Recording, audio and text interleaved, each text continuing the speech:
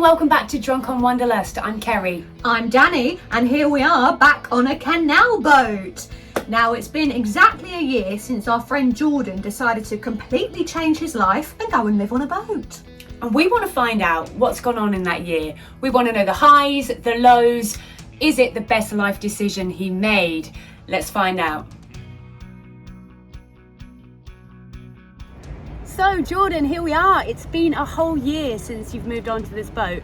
How's the year been? Oh, it has been full of ups and downs. There's been like a lot of comedy moments. I fell in the water twice, the cat's been in twice, the dog's been in once, I've lost 2 phones, locked myself out and broken down. I'm still absolutely loving it. Despite all of my mishaps, it's definitely been one of the best decisions I've ever made. Oh yes, Jordan, we are loving the new look. You're rocking the 80s mullet. Now we bet the warmer months must have been pretty awesome, but what about when the temperature drops? So how was your first winter on the boat? I can imagine it was freezing. Did the fire keep you warm? The log burner doesn't half kick off some heat once it gets going. You end up having to strip down to your boxers, open all the windows because it gets so hot in here with that log burner. So that's like one main misconception, that people think living on a canal boat is cold in the winter. And how was your first Christmas on the boat? I bet that was really different. Yeah, it was a really nice experience spending Christmas on the boat. It's really nice and cold and crisp outside, and you've got the log fire going and you're nice and warm and cozy. The boating community made it a really special Christmas as well. We live not too far from a pub, so I spent Christmas Day. We had Christmas dinner in the pub, which was nice. Introducing Brian, the canal boat dog. How cute is he? Well, Jordan certainly seemed very chilled and happy, which was nice to see. One question I've been meaning to ask you, how has the change of lifestyle affected your mental health? Living on a boat, what you come to realise is you become a lot more mindful in everything that you do, because you're always having to think about your consumption of your water, your fuel, your electricity. And I think just living more mindfully and having that connection with nature and the elements around you, I think it just helps so much with your mental health. Also being near nature and having the access to the wildlife, I've definitely felt the benefits of improved mental health since being on the boat. We took Brian for a little walk to go and feed the ducks. How lovely having all these guys just outside your boat.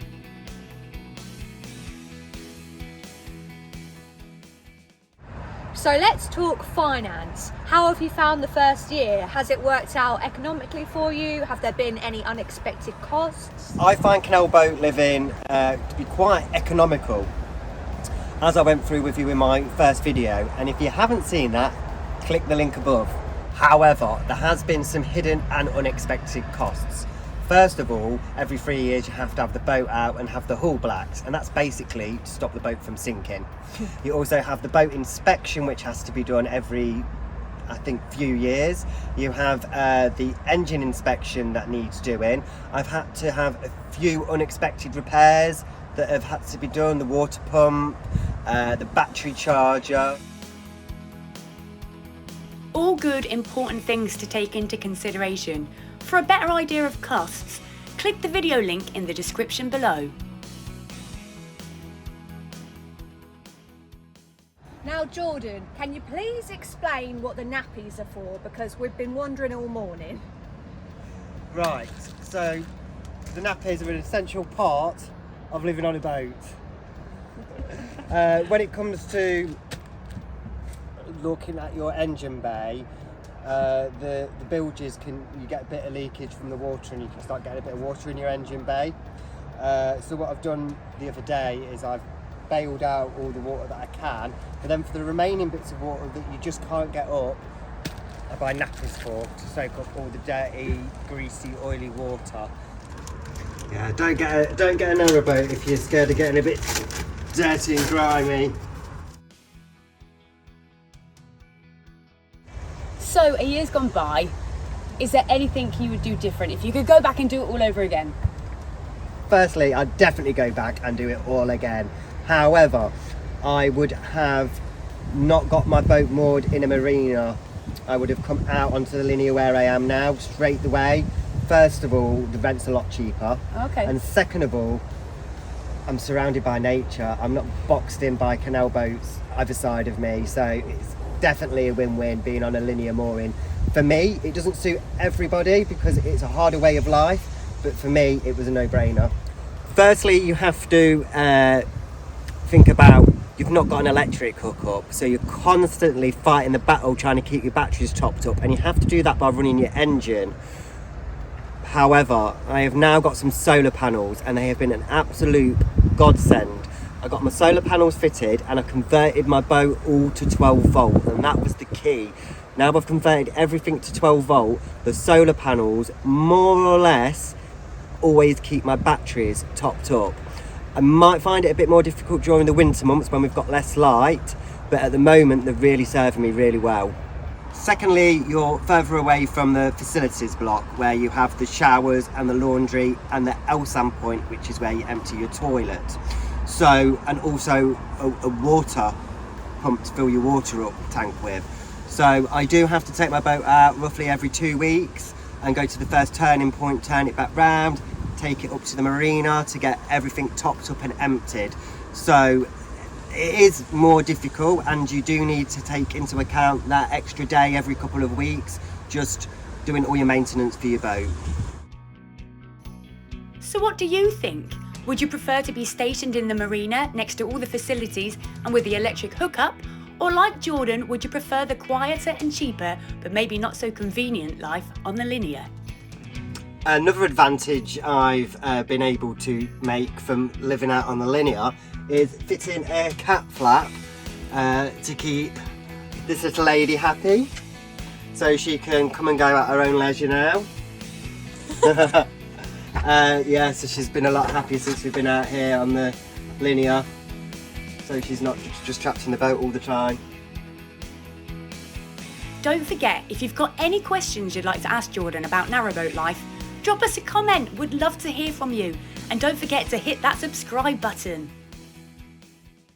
Now, Jordan, what advice would you give to anyone thinking of buying a canal boat?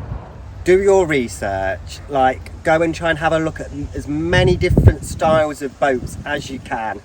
And when you find a boat that you like, always make sure you have a survey done first.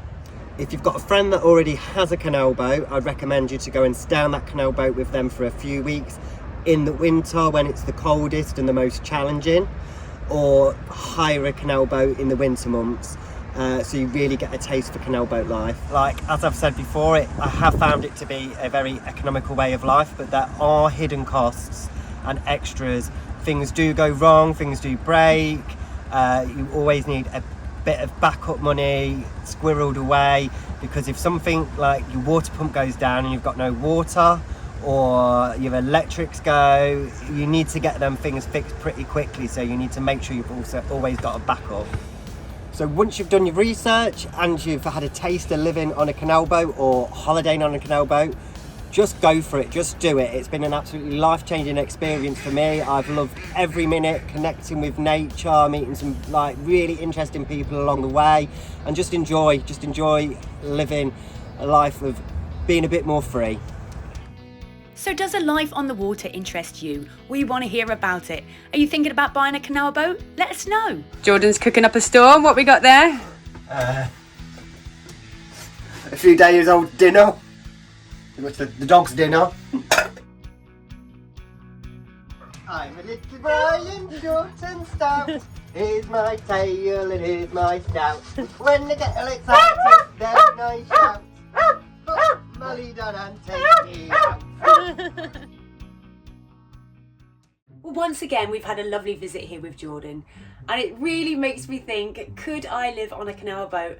I think I could. I think this is great. I'm used to living a really minimalistic kind of life. I don't have too much stuff because I don't like clutter. If I was on my own, I could definitely do it. Could I do it with Danny? Absolutely not. You should see the amount of stuff she has. There's not a chance. I've just got way too much stuff. Like, I am not a minimalist. I'm trying to cut back with the online shopping, but my makeup alone would take up half this boat. It would be lovely even just to spend a summer, maybe 6 months, you know, touring around the canals on one of these. It'd be absolutely perfect, and it's something I'm definitely going to be thinking about. So I just don't think it's for me. I'm sorry. I need a big house with lots of space.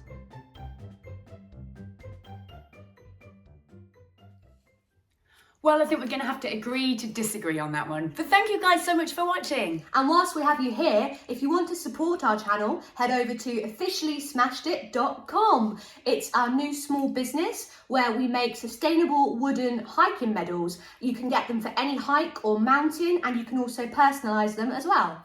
Yes, so which one's that? What's that one for? This is Helvellyn. Helvellyn Mountain, so if anybody's climbing that one, it's on the website. But like Danny said, if you can't find the hiking trail or the mountain that you're looking for, just drop us a message and we'll design one for you. And for Christmas, because Christmas is coming soon, exciting stuff, we have started doing these for the kiddies. Now these are personalised. Congratulations, you're on Santa's good list medals. I don't know if you can see that. I'll do a little close up in a minute. And this one is for Karen. So if you've got a child called Karen, you might want this one. But of course, they're bespoke. We do them for any name. And at the moment, they're only on sale for £4.99. So how about that? Check out our website. Please support the channel, officiallysmashedit.com. We're going to say goodbye for now, and we'll see you in the next video. Bye-bye.